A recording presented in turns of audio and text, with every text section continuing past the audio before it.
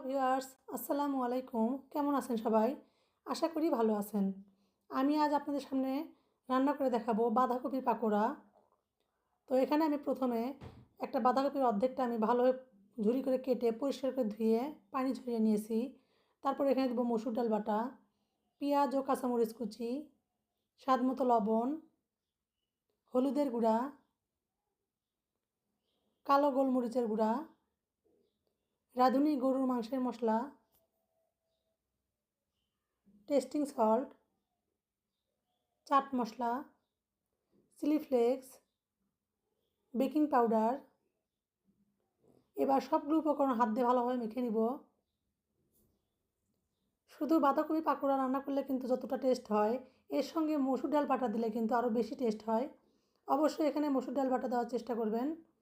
তারপর এখানে দিব একটা ডিম।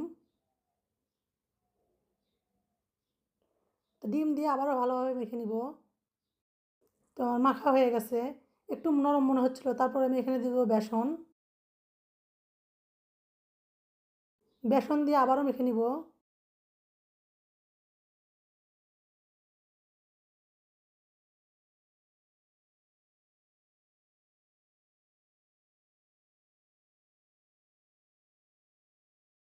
তারপর একটা ফ্রাই প্যানে পরিমাণ মতো সয়াবিন তেল দিয়ে দিব আমি এখানে। তারপর এখান থেকে আমি ছোট ছোট করে পেঁয়াজু শেপে দিয়ে দিব।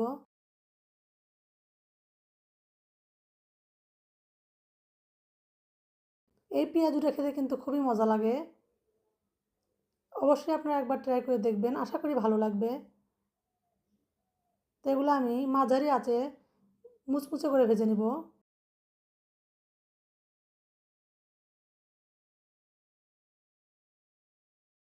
এটা বিকেলের নাস্তায় অথবা ইফতারিতে আপনারা একটা রাখতে পারেন। তো পেঁয়াজগুলো আমার ভাজা হয়ে গেছে।